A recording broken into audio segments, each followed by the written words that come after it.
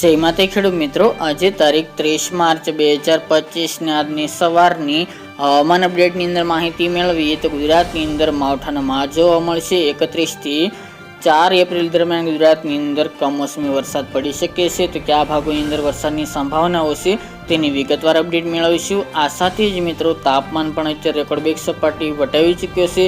હવે ગરમીનું પ્રમાણ ઘટશે કે વધશે તેની પણ અપડેટ મેળવીશું. ચેનલમાં નવા હોય તો ચેનલને સબસ્ક્રાઇબ કરી નાખજો અને વિડીયોને લાઈક આપીને તમામ ખેડૂત ભાઈઓને શેર કરી દેજો. હાલ ગુજરાતની અંદર ગરમીએ રેકોર્ડ તોડ્યો છે. ઘણા બધા ભાગોની અંદર ગઈકાલના રોજથી તાપમાનમાં 40 ડિગ્રી કરતાં પણ વધારો જોવા મળી રહ્યો છે. ખાસ કરીને દરિયાકાંઠાના ભાગોની અંદર અત્યારે ગરમીનો વધારે અહેસાસ થઈ રહ્યો છે અને બપોર દરમિયાન ઉકળાટ ભર્યું હવામાન પણ જોવા મળી રહ્યું છે. એવામાં મિત્રો અત્યારે ગરમીનું પ્રમાણ વધી રહ્યું છે ત્યારે ગુજરાતની અંદર હવામાનમાં પલટાને લઈને પણ આગાહી કરવામાં આવી છે. ખાસ કરીને અરબી સમુદ્રથી ગુજરાત સુધી વાદળો પહોંચી ગયા છે.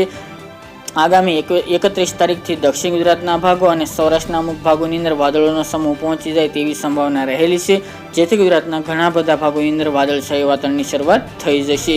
ત્યારબાદ મિત્રો પહેલી બીજી તારીખથી ગુજરાતના અમુક સેન્ટરોની અંદર હળવા ઝાપટા પડે જોવા મળે તેવી પણ સંભાવના દેખાઈ રહી છે.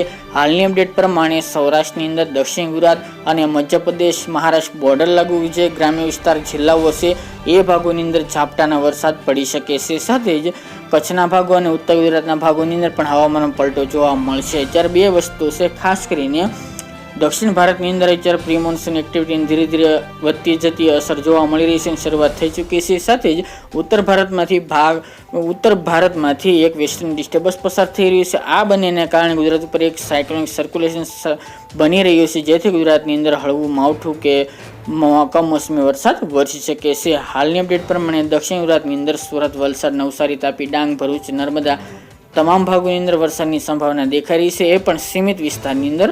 એ સિવાય દાહોદ, ગોધરા, મહીસાગર, વાપી, કપરાડા એ વિસ્તાર, એ ભાગો, વડોદરા જિલ્લો એ આ તમામ ભાગોની અંદર હળવાથી લઈને સામાન્ય છાંટછૂટ એવો વરસાદ પણ જોવા મળશે.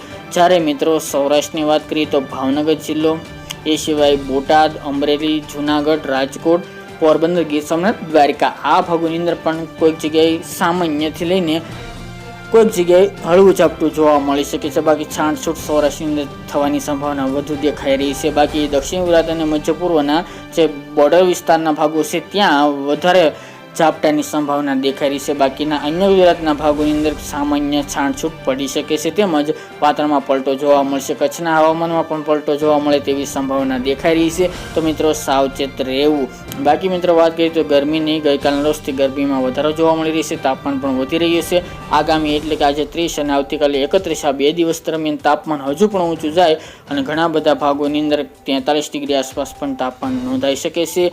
ખાસ કરીને રાજકોટ છે, ઈડર વડાલી છે, સાબરકાંઠા બનાસકાંઠાના ભાગ છે, મહેસાણા આસપાસના પાટણ વિસ્તાર, અમદાવાદ, ગાંધીનગર, વડોદરા, નર્મદા, ભરૂચ જેવા ભાગોની અંદર, સુરેન્દ્રનગર, જૂનાગઢ, અમરેલી આ ભાગોની અંદર તાપમાન હાઈએસ્ટ જોવા મળશે. તો મિત્રો આ ત્યાંની વહેલી સવારની અપડેટ. ફરી એક નવા વિડીયો સાથે મળશું.